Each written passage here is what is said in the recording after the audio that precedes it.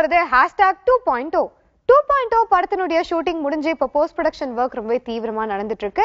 இந்த படம் 3D திரைப்படம் அப்படிங்கறதால ஆஸ்கர் அவார்ட் வின் பண்ண டீம் தான் இந்த படத்தினுடைய 3D ஒர்க் பண்ணிட்டு இருக்காங்க.